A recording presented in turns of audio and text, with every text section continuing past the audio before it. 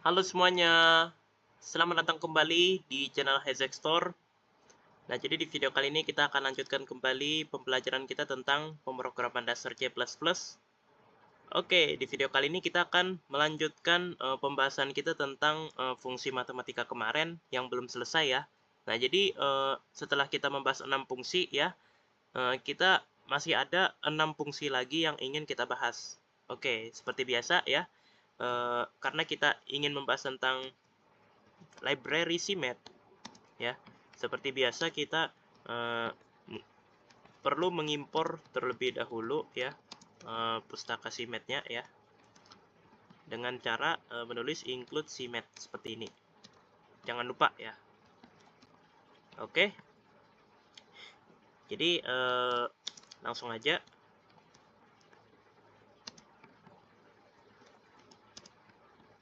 Kita mulai ya dari fungsi yang pertama ya yang akan kita bahas di video kali ini ya. Fungsi yang pertama itu adalah eksponen atau kita tulis XP seperti ini ya. Nah, jadi XP ini ya kan ini merupakan XP yang natural ya. Kalau XP yang biasa ini XP yang natural yang basisnya itu adalah gitu ya kan. Itu ya kan lagi dan lagi nilainya adalah 2,7 sekian ya. Nah, gitu. Jadi misalnya kita tulis di sini parameternya cuma satu ya. Nah, misalnya parameternya adalah 5. Nah, maka ya kan artinya ya kan artinya adalah ya kan nilai itu berapa ya? Nilai itu adalah 2,7. 2,7 sekian ya. Tapi anggap 2,7 aja deh. Nah, berarti kalau XP 5 ya kan seperti ini parameternya 5 seperti ini berarti 2,7 pangkat 5 ya kan. Nah, kurang lebih seperti itu ya. Dan hasilnya adalah berapa? Mari kita lihat. Nah, hasilnya adalah 148,413 seperti ini ya, teman-teman. Nah, jadi ini adalah eksponensial natural ya kan. Nah, terus kalau misalnya kita pengen basisnya itu jangan gitu loh ya kan. Kayak logaritma kemarin ya kan kita bisa tuh ya kan basisnya tuh 2 gitu ya kan. Caranya adalah dengan menambahkan 2 ya kan setelah log-nya itu kita tambahkan 2. Nah, kalau eksponensial itu gimana ya kan? Nah, kalau eksponensial juga bisa ya kan kita tambahkan 2 ya kan di sini ya kan bisa ya kan. Nah, XP 2 seperti ini ya kan. Maka basisnya otomatis jadi 2 ya kan bukan 2,7 lagi ya kan atau gitu ya kan basisnya ya kan. Jadi ya kan artinya ya kan ini adalah 2 pangkat 5 ya kan. Nah, hasilnya adalah berapa ya kan? Kita lihat. Nah, benar 32 ya kan hasilnya. Nah, seperti itu. Kalau misalnya 2 pangkat 8 ya kan. Nah, berarti 256 ya kan. Nah, seperti ini. Nah, kalau misalnya pangkat 10 ya kan. Nah, berarti hasilnya adalah 1024 ya kan. Nah, seperti ini ya, teman-teman. Oke. Nah, jadi ini untuk eksponensial. Nah, sekarang kita akan berpindah ke fungsi berikutnya. Nah, jadi fungsi berikutnya itu adalah cell. Seperti ini. Nah, jadi cell ini fungsinya adalah untuk membulatkan ke atas, ya kan? Nah, jadi kalau misalnya nih kita punya bilangan real nih, misalnya 10,2 misalnya. Nah, kalau misalnya kita bulatkan, seharusnya kan berapa? 10 ya kan? Bukan 11 gitu ya kan, tapi 10 ya kan? Karena 2 ini ya 0,2 itu lebih dekat ke 0 daripada ke 1 ya kan. Nah, tapi ya kan karena kita pakai sel, maka secara paksa itu akan dibulatkan menjadi 11. Iya, benar.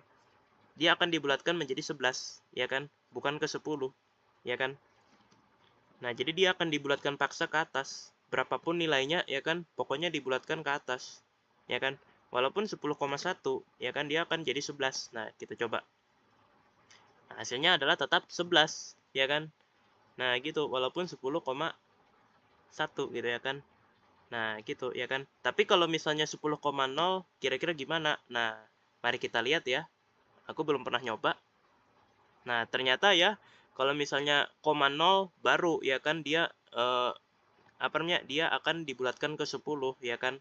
Nah, tapi kalau komanya itu selain 0, misalnya 1 ya kan, maka dia akan dibulatkan paksa ke atas ke 11. Nah, seperti ini ya.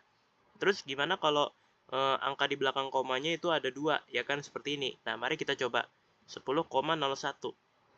Nah, hasilnya adalah tetap 11 ya kan.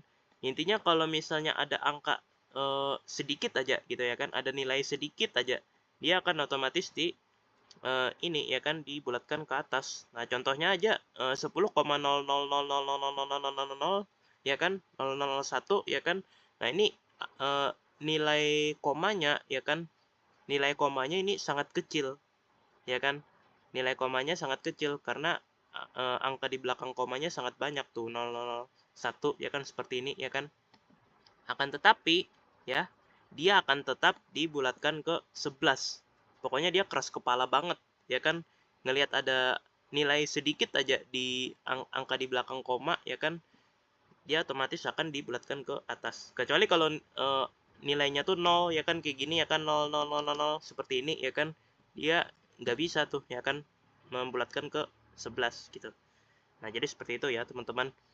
Nah, ini untuk sel. Nah, sekarang kita akan berpindah ke lawannya nih, ke lawan dari sel ya kan, yaitu floor ya kan.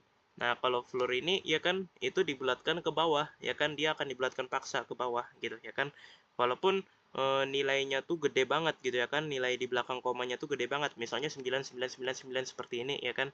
Nah, ini nilainya gede banget ya kan, harusnya ya kan kalau nilainya segede ini ya kan, kalau kita coba logikakan pasti dibulatkan ke atas. Tapi kata floor, udah bulatkan aja ke bawah. Nah, gitu ya kan, dibulatkan paksa ke bawah. Nah, seperti ini ya kan. Nah, coba. Nah, dia akan tetap jadi 10 ya kan, padahal eh, padahal 0,9999999 ini itu angkanya besar banget ya kan, dan tentu dia deket banget gitu loh, nilainya tuh ke 11 gitu. Nilainya tuh deket banget ke 11 gitu ya kan, kalau 10,9999 seperti ini ya kan. Jadi kalau misalnya 10-nya kita hilangin nih ya kan, misal jadi 0,999, itu nilainya tuh deket banget ke 1 gitu ya kan, daripada ke 0 ya kan, jauh lebih dekat ke 1, tapi dia akan tetap dibulatkan paksa ke bawah. Nah, jadi seperti ini ya teman-teman. Oke. Nah, jadi ini untuk floor. Jadi intinya sel dan juga floor ini dia tuh nggak bisa dibantah. Pokoknya dia maunya bulatkan ke bawah ataupun ke atas. Kalau sel ke atas, kalau floor ke bawah. Nah, seperti itu ya teman-teman. Oke, kita berpindah ke fungsi berikutnya, yaitu fungsi yang lebih netral, yaitu fungsi round seperti ini. Nah, jadi fungsi round ini ya kan itu sama juga membulatkan ya kan, tapi membulatkannya ini pakai logika gitu ya kan, berdasarkan logika, bukan berdasarkan perasaan. Waduh, aduh, apa-apaan ini? Bobo perasaan ya kan, ini maunya ya kan bulatkan ke bawah, ini maunya bulatkan ke atas. Nah, tapi kalau round ini ya kan dia berdasarkan logika ya kan, dia pakai logika, bukan kayak floor atau sel ya kan yang pakai perasaan ya kan, keras kepala ya kan, gitu-gitulah pokoknya ya kan. Nah, kalau round ini ya kan misalnya ya kita punya 10,5, ya ya udah ya kan, dia bakal dibulatkan ke atas ya kan. Nah, gitu. Nah, kalau dibulatkan ke atas jadi 11 ya kan. Nah, seperti ini. Tapi kalau misalnya coba 0,0001 seperti ini ya. Nah, dia bakal dibulatkan ke bawah ya udah gitu ya kan. Karena 10,0000 sekian ya kan, itu lebih dekat ke 10 ya kan. Nah, tapi coba kalau misalnya 10,999 seperti ini ya kan. Nah, itu dia lebih dekat ke 11, ya udah dia bakal dibulatkan ke 11. Nah, gitu ya kan. Jadi intinya dia lebih netral ya kan. Dia apa namanya, nggak mengikuti apa kata hatinya, tapi dia mengikuti fakta gitu ya kan. Faktanya ya kan 10,9999 ini itu lebih dekat ke 11, ya udah ya kan, dia bakal 11 gitu ya kan, dia bakal membulatkannya ke 11 gitu ya kan. Jadi dia tuh nggak alergi fakta gitu loh ya kan. Faktanya begini ya, ya udah ya kan, dia ikuti gitu ya kan. Nah, jadi untuk Ron seperti itu ya teman-teman. Nah, sekarang kita akan berpindah ke fungsi berikutnya, yaitu fungsi fmax seperti ini. Nah, jadi fungsi fmax ini itu adalah untuk menentukan nilai terbesar dari dua argumen ya kan. Nah, jadi parameternya ini cuma dua ya teman-teman, misalnya 10 dan 11. Nah, jadi 10 dan 11 ini itu akan dibandingkan mana yang paling besar nih ya kan, antara 10 dan 11. Nah, hasilnya tentu 11 dong ya kan. 11 tentu lebih besar dari 10 ya kan. Ya ya udah ya kan, outputnya adalah 11. Nah, mari kita coba. Oke, agak lambat ya. Nah, hasilnya adalah 11 ya kan. Nah, gitu ya teman-teman. Jadi dia hanya akan membandingkan dua angka aja ya teman-teman, dua argumen seperti ini ya kan, dia akan bandingkan mana yang paling besar. Nah, yang paling besar itulah yang akan dikeluarkan gitu ya kan. Misalnya 11 ya kan, yang paling besar, ya udah 11 yang akan dikeluarkan ya kan. Dan dia nggak bisa pakai 3 argumen, misalnya tambah parameter lagi deh ya kan, 10, 11, 12 misalnya. Kita pengen membandingkan ketiga angka ini gitu ya kan. Nah, itu gimana ya kan? Gimana hasilnya ya kan? Nah, jawabannya adalah, kita lihat. Jawabannya adalah iya, apalagi kalau bukan error ya. Jadi dia hanya bisa pakai dua parameter. Dia nggak bisa pakai lebih dari dua parameter ya kan. Dia apa namanya, paling banyak tuh dua parameter ya kan. Bukan paling banyak sih, mutlak harus dua ya kan. Karena kalau satu parameter ya apa gitu ya mau dibandingkan, 10 dengan siapa yang pengen dibandingkan, dan tentu saja hasilnya adalah error. Jadi nilai apa namanya, parameternya itu mutlak harus dua seperti ini ya, nggak boleh lebih, nggak boleh kurang. Nah, seperti itu ya. Nah, terus gimana kalau misalnya kita pengen membandingkan lebih dari dua angka ya kan, kita pengen membandingkan 3 angka deh ya kan, misalnya ya kan. Tenang ya, aku punya caranya ya teman-teman, cara praktis untuk menjawab ya, untuk menjawab itu semua ya. Caranya itu adalah parameter kedua ya. Parameter kedua ini kita pakai fmax. Nah, gitu ya. Nah, di dalam fmax ini kita tambahkan lagi nilai yang ingin kita bandingkan. Misalnya kita nilai yang ingin kita bandingkan itu ada 10, 11 dan 12. Nah, 10 udah kita tulis ya kan, berarti kita tulis 11 dan 12 sisanya. Nah, seperti ini ya kan. Maka secara otomatis 11 dan 12 ini bakal dibandingkan dulu dengan 11 ya kan. Hasilnya adalah 12 yang menang ya kan. 12 yang paling besar. Nah, baru deh ya kan, apa namanya, 12 ini itu dibandingkan dengan 10 gitu ya kan. Nah, hasilnya tetap 12 yang menang gitu ya kan. Nah, jadi hasilnya kurang lebih seperti ini ya kan. Nah, gitu ya. Terus kalau misalnya kita pengen membandingkan 4 argumen sekaligus, itu gimana? Caranya ya, ya udah tambahkan lagi fmax di sini. Jadi ini semacam apa ya? Fmax bersarang gitu ya kan. Nah, gitu ya. Misalnya kita pengen membandingkan 10, 11, 12 dan 13. Ya udah. Ya kan? 10-nya udah kita tulis, 11-nya udah kita tulis, ya kan? Nah, berarti yang belum kita tulis adalah 12 dan 13. Nah, ya udah ya kan. 13 akan dibandingkan dulu dengan 12, lalu setelah itu ya kan 13 dibandingkan dengan 11 dan 13 yang menang, baru deh ya kan terakhir 13 dibandingkan dengan 10. Berapa? Ya kan, hasilnya tetap 13 yang menang. Nah, kurang lebih seperti ini ya teman-teman. Jadi ya kan, kalau kita pengen membandingkan lebih dari dua argumen, ya udah tambahkan aja ya kan fungsi bersarang seperti ini, fmax, fmax, fmax gitu ya kan, di parameter kedua ya kan. Atau kalau mau mau ditaruh di parameter pertama juga bisa sebenarnya ya kan. Misalnya ya kan, kita pengen membandingkan 3 angka 10, 11 dan 12 tadi ya kan. Nah, kita pertama bandingkan dulu dengan 11 ya kan. Nah, baru ya kan kita bandingkan lagi dengan 12 seperti ini ya kan. Nah, parameter kedua. keduanya adalah 12, parameter pertamanya adalah fungsi fmax yang di dalamnya adalah 10 dan 11. Nah, jadi 10 dan 11 ini dibandingkan dulu. Oh, ternyata 11 nih yang lebih besar, ya udah 11 ya kan parameter pertamanya ya kan. Nah, parameter keduanya adalah 12. Nah, dibandingkan 11 dengan 12 berapa? Yang menang adalah tentu 12. Nah, hasilnya kurang lebih seperti ini ya, teman-teman. Oke. Nah, jadi itu untuk fmax. Nah, yang terakhir itu adalah kebalikannya ya kan, yaitu fmin ya kan. Nah, fmin ini itu mencari nilai terkecil ya kan, misal 10 dan 12 ya kan. Nah, hasilnya ya pastinya ya itu adalah 10 ya kan. Nah, kita coba.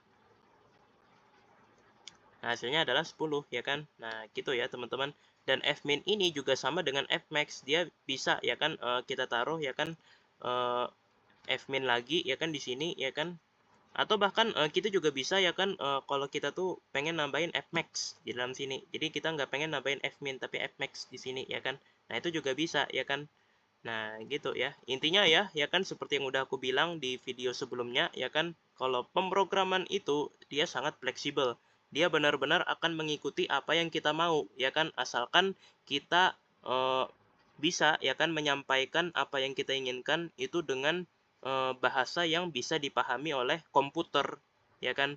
Nah, gitu. Jadi jangan sampai ya kan kita maunya begini tapi nulis sintaksnya salah gitu ya kan.